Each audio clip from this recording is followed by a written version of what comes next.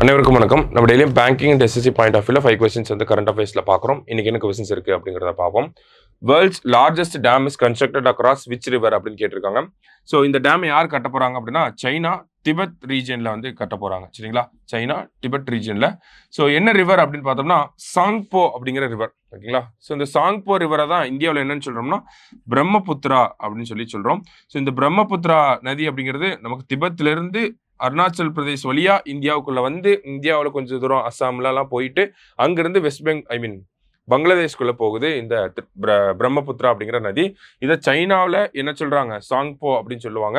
இந்த சாங்போ நதியில தான் சைனா வேர்ல்ட்ஸ் லார்ஜஸ்ட் டேம் அப்படிங்கிறத பில்ட் பண்ண போறாங்க. இதனால இந்தியாவுக்கு நிறைய பாதிப்புகள் இருக்கும், ஆனா இருக்காது அப்படிங்கிறது சைனீஸ் கவர்மெண்ட் சொல்றாங்க. அடுத்தது, consider the following statements about மன்மோகன் சிங். மன்மோகன் சிங் பார்த்தோம்னா served as RBI governor from 1982 to 85. Correct தான். அடுத்தது எல்பிஜி ரிஃபார்ம்ஸை 1991 கொண்டு வந்திருப்பார், அதுவும் கரெக்ட் தான். இந்தியாவோட பிரைம் மினிஸ்டரா இருந்திருப்பார் 2004 14 வரைக்கும். ஸோ அதுவுமே கரெக்ட் தான்.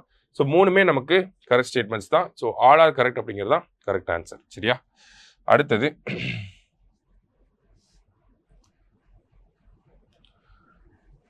பார்த்தீங்கன்னா Suposhit Panchayat scheme is related to அப்படின்னு கேட்டிருக்காங்க.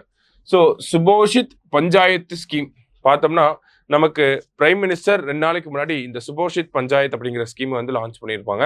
ஸோ இந்தியாவில் இருக்கக்கூடிய வில்லேஜஸ் எல்லாமே வந்து இந்தியாவில் இருக்கக்கூடிய பஞ்சாயத்து எல்லாமே பார்த்தோம்னா நியூட்ரிஷன் அப்படிங்கிற விஷயத்துல ரொம்ப டவுனா இருக்கக்கூடாது, எல்லா இடத்துலையுமே நியூட்ரிஷனல் செக்யூரிட்டி இருக்கணும் அப்படிங்கிற ஒரு அப்ஜெக்டிவோட தான் இந்த சுபோஷித் பஞ்சாயத் அப்படிங்கிற திட்டத்தை கொண்டு வந்திருக்காங்க. சரியா, ஸோ அப்போ சுபோஷித் பஞ்சாயத் அப்படின்னா நமக்கு நியூட்ரிஷனல் செக்யூரிட்டி அப்படிங்கிறது கண்டிப்பா ஞாபகத்துக்கு வரணும். சரியா, அடுத்தது, how many children won the Bal Puraskar award அப்படின்னு சொல்லி கேட்டிருக்காங்க. ஸோ பால் புரஸ்கார் அவார்டு அப்படிங்கிறது இந்தியாவில் December 26 வந்து கொடுப்பாங்க. சரிங்களா, ஸோ December 26 என்ன அப்படிங்கிறத நம்ம பார்ப்போம். ஸோ December 26 தான் நமக்கு பால் புரஸ்கார் அவார்டு அப்படிங்கிறத கொடுக்குறாங்க. இந்த வருஷம் எத்தனை பேருக்கு பால் புரஸ்கார் அவார்டு பிரசிடென்ட் தான் கொடுப்பாங்க ஆக்சுவலி. சரிங்களா, எத்தனை பேருக்கு கொடுத்துருக்காங்க அப்படின்னு பார்த்தோம்னா நமக்கு இந்தியாவில் 17 பேருக்கு இந்த பால் புரஸ்கார் அவார்டு அப்படிங்கிறத கொடுத்துருக்காங்க. சரியா, லாஸ்டா, வீர் பால் திவாஸ் இஸ் செலிப்ரேட்டட் இன் அப்படின்னு கேட்டிருக்காங்க. வீர் பால் திவாஸ் இந்தியாவில் வீர் பால் திவாஸ் அப்படிங்கிறத 2022 இருந்து செலிப்ரேட் பண்ண ஆரம்பிச்சோம். சரிங்களா, எப்போ அப்படின்னு பார்த்தோம்னா December 26 அதுதான் வந்து நமக்கு வீர் பால் திவாஸ் அப்படின்னு சொல்றாங்க. 10th சிக் குரு இருக்கார் இல்லையா, ஸோ அவரோட பசங்களை பார்த்தோம்னா அப்போ இருந்த முகல் ரூலர்ஸ் வந்து முகல்ஸ்ல இருக்கக்கூடிய அந்த கவர்னர்ஸ் அந்த மாதிரிலாம் இருப்பாங்க இல்லையா, ஸோ அப்போ இருக்கக்கூடிய ஒரு ஸ்மால் ரூலர் வந்து என்ன சொல்லியிருக்காரு அப்படின்னா வேற மதத்துக்கு மாறணும் அப்படின்னு சொல்லி கட்டாயப்படுத்தியிருப்பார். அந்த சிறுவர்கள் 10 வயசு இருந்த சிறுவர்கள் யாருமே நாங்கள் மதம் மாற மாட்டோம் அப்படிங்கிறத சொல்லியிருப்பாங்க.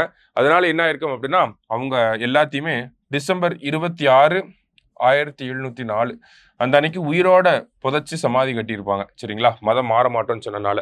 ஸோ அந்த ஒரு நிகழ்வை பார்த்துட்டு தான் நம்ம 2022 வீர் பால் திவாஸ் அப்படிங்கிறத செலிப்ரேட் பண்ணலாம் அப்படின்னு சொல்லி நம்ம பிரைம் மினிஸ்டர் சொல்லியிருப்பார்.